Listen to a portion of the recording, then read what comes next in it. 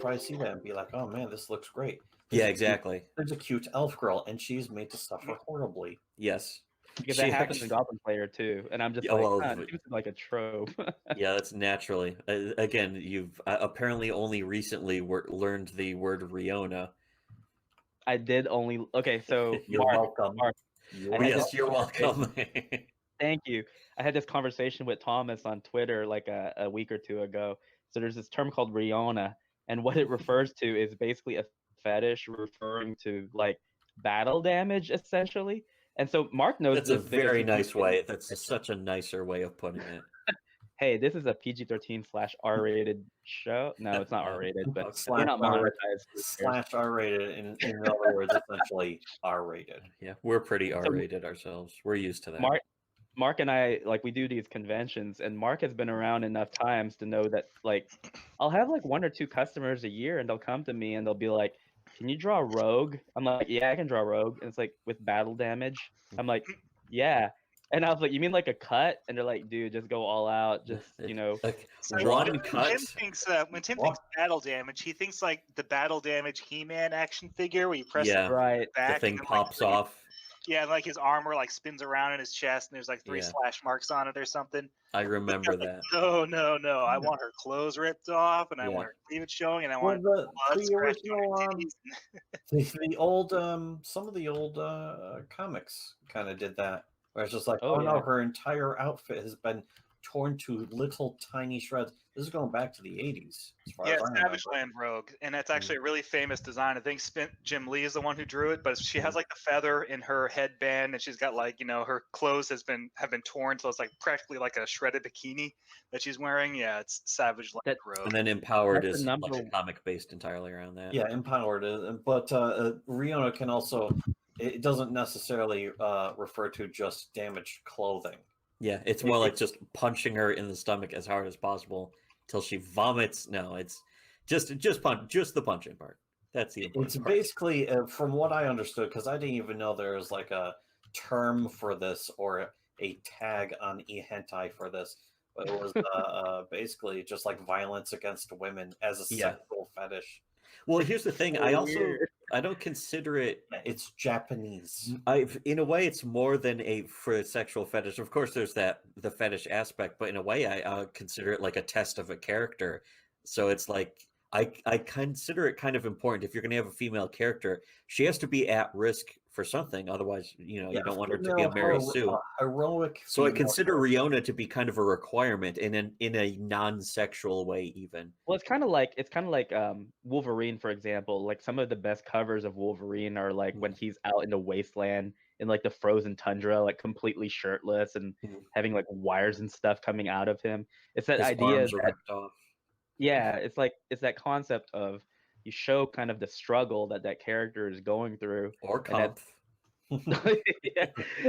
that kind of shows the difficulties they go through, and that's kind of a way of showing that they go through some hardships. They're going to go through some hardships in this. You want to see it? Sure.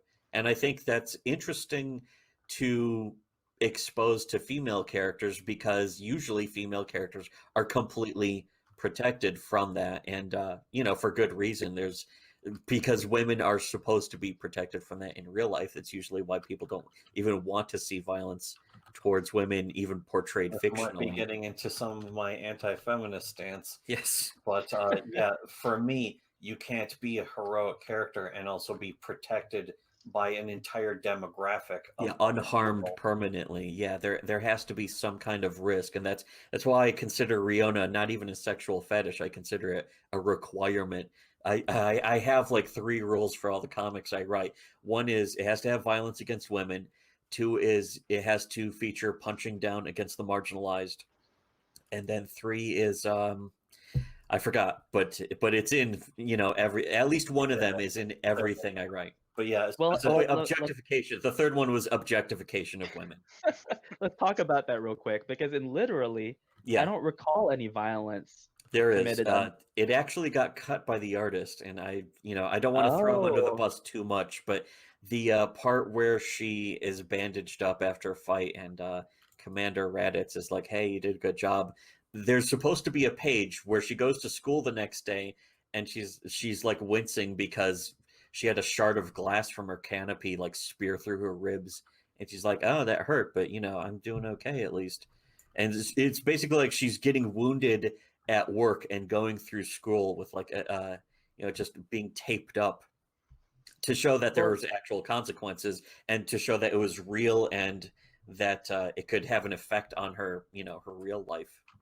Yeah, so the violence against women is not necessarily kind of how it's portrayed in popular nomenclature. You just mean something has to happen that has a physical effect on a female character, which is completely true. If you look at, Sarah Connor or Ellen Ripley, it happens. How many times has Sarah Connor been skewered, like in the Terminator franchise? In the shoulder at the end of the second one. Correct. Yes. She gets her shit kicked in those movies, and you know what I like though Ripley in the Alien movies. Ripley gets such a raw deal in the Alien movies. Like she's very put upon in those films. Yeah, she just gets absolutely knocked around and fucked up, and then kills herself at the end of the third one. Yeah, so, I mean, she has a hard time. That's why she's one of the greatest, heroines in film history, because she's most beloved too, respected, beloved, because men see that she has to go through hell.